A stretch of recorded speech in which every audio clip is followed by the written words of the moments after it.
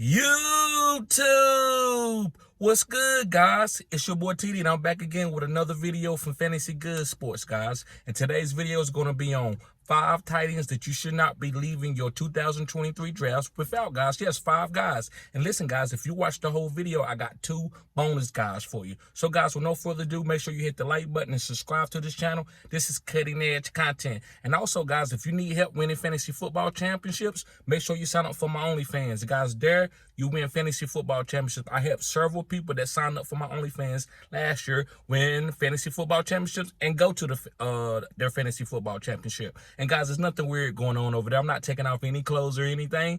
It's just another platform for me to be a pioneer, a trailblazer, to be different. I don't want to do the original like Patreon and stuff. So guys, make sure you sign up. All right, let's begin. The number 1, and these guys are ranked, right? These guys are ranked. I'm ranking these guys for guys that you should not be leaving your 2023 redrafts without or dynasties. The first guy is Darren Waller. Yes, guys, Darren Waller. The reason why you should not be leaving without Darren Waller, guys, he went to a Brian Daboll offense. Reason why they went and got Darren Waller was for Daniel Jones. I believe that Daniel Jones has a chance to win MVP this year. Now, listen, that's neither here nor there. This video is not about Daniel Jones, but I believe highly in Daniel Jones, especially with his rushing upside and Brian Daboll. But they're going to be hyper-targeting Darren Waller. I won't be surprised if Darren Waller, the number 1 wide receiver. I said wide receiver on his team, because Darren Waller always been a hybrid. And remember, if you watch my channel, if you're a part of my OnlyFans, I tell you this game is changing. It's about hybrids. Quit talking about positions. Quit talking about positions. It doesn't matter. If you out there and you getting targets, it don't matter where you at on the field. Tight end, running back, wide receiver, slot in, it doesn't matter. So Darren Waller, guys, is going to be the number 1 target getter on this team. So I love Darren Waller. He's going to be getting out in space. The only thing that we need to hope for Darren Waller is his health. And I'm fine with that. Health, hey, it is what it is. It's fantasy football. You got to take a risk. You can't just play it safe. So, guys, I love Darren Waller. Moving on. My next guy that you should be targeting in your redrafts and dynasty, and don't be leaving your draft without, is David Njoku. Yes, guys, David Njoku. And the reason why you should be targeting David Njoku is because, is because of Kevin Stefanski. Yes, guys, Kevin Stefanski. He's the offensive coordinator.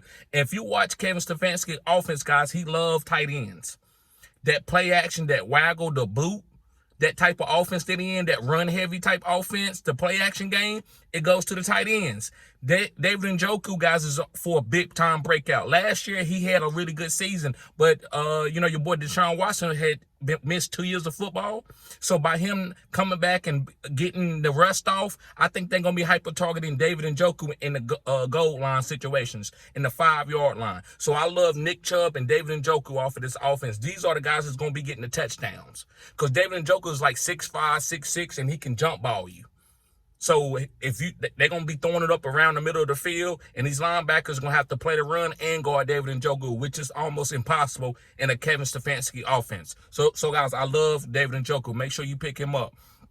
And these guys, if you want to fade Kyle Pitts and Travis Kelce, these are the guys that you need to be targeting. Or TJ Hawkinson or George Kittle. Go get these guys. I actually think the tight end position is going to boom this year. I think it's going to be 10 tight ends that's going to play really, really good. That's going to be better than some of the top 15 to 24 wide receivers. I said what I said. So, guys, moving on. My third guy, and this is one of my favorite guys. This guy is Pat Freiermuth. Yes, guys, Pat Freiermuth. And the reason why I like Pat Freiermuth, guys, is because of Kenny Pickett. Kenny Pickett hyper-targeted Pat Freiermuth when he was out on the field healthy. So, yes, George Pickens is a good wide receiver, but to me, he's a circus catch guy. 2 or 3 big plays, one-hand catch guy. Deontay Johnson is getting faded out. Calvin Austin is coming for his job. Najee Harris is a big-time running back. He's not going to be catching 100 passes like a CMC.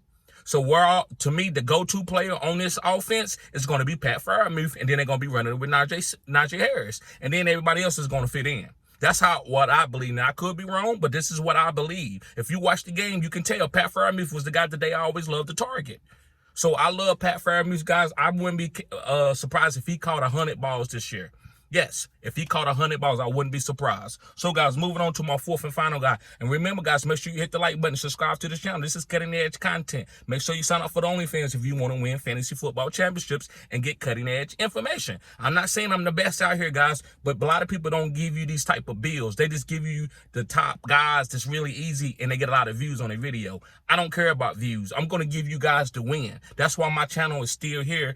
And I don't have all the bells and whistles like a lot of guys do. I just go and talk about football, and I know football. I've been playing football and also breaking down football for over 30 years. Yes, I said what I said, over 30 years. So, guys, let's go ahead. The next guy is Juwan Johnson. Yes, guys, Juwan Johnson from the New Orleans Saints. The reason why I like Juwan Johnson, he's kind of going to be like Darren Waller was for Derek Carr in when they played for the Raiders, right? When Derek Carr played for the Raiders, Darren Waller was hyper-targeted early in his career, was a great tight end. I believe that's going to be Juwan Johnson. And another thing that I heard was Juwan Johnson was watching tape on Julian Edelman. What? What? Watching tape on Julian Edelman? They're going to be hyper-targeting you like Julian Edelman? Oh, my God. So, yes, guys, he's watching tape on Julian Edelman. He's going to be running routes. This guy had a breakout season last year. Nobody knows about that. So, I love Juwan Johnson, guy. He's a 6'6" guy that used to play wide receiver like Darren Waller, right? And the position got changed. Now he's put on 240 pounds, big 6'6" guy, can run really good routes. He's splitting the seam. I love him. I think it's an easy target for Darren Waller. Yes, Michael Thomas is good. Yes, Olave is good. There's a lot of weapons on this team, Rashid Shaheed. But in the goal line, because of touchdowns, I like Juwan Johnson, guys. And that's why I got him ranked number 4 or instead of like number 1, because there is a lot of mouths to feed. But for his touchdowns, I think he could have 10 receiving touchdowns for this team because of his size. All right, last but not least, guys, before I get to the bonus, guys, is Cole Kmet. Yes, guys, Cole Kmet from the Chicago Bears. And the reason why I like Cole Kmet is because of Justin Fields. Guys, let me tell you a caveat. This is kind of like my Matt Harmon reception perception thing. When you have a run, because I love running quarterbacks. I was on Justin Fields last year. Go check out my catalog. Very few people was on Jalen Hurts and Justin Fields. I said both of these guys was top 5 quarterbacks. I said that. Like, man, I don't know about that. And what the guys was top 5. But anyway, guys, when you have a rushing quarterback, the tight end gonna eat. So when you got a rushing quarterback, look at Lamar Jackson and Mark Andrews. Look, Pat Mahomes is not a rushing quarterback, but he's very mobile. Look at Travis Kelce. Look at Dallas Goedert with Jalen Hurts. Look at Dawson Knox in the past with Josh Allen. You can't show me a running quarterback didn't have a good tight end on his team. Look at Michael Vick and Algie Crumpler.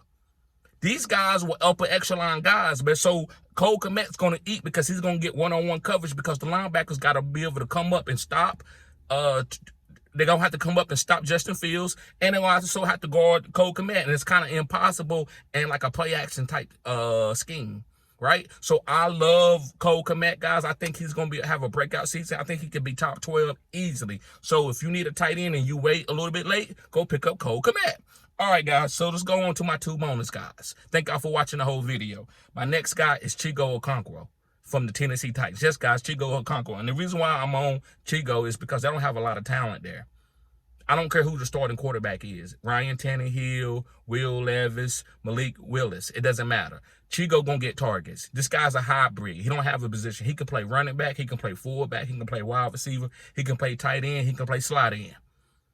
So this guy's, they're going to find targets for him. It's called manufactured targets. They're going to design plays to get him the ball. There's not a lot of guys that's good enough to stop him from getting a lot of the carries, targets and carries. So it's going to be Treylon Burks and Chigo. Those are the top 2 guys. And also Kyle Phillips, just for, give y'all a caveat. Those are the guys that's going to get the target. So I love Chigo, hybrid guy, going to be getting all type of opportunities. Last but not least, guys, is actually, guys, I got an extra bonus guy for you. I got 3 bonus guys, but the next guy is Greg Dulcich. Yes, guys, Greg Dulcich. And the reason why I like Greg Dulcich is because he's playing with Sean Payton.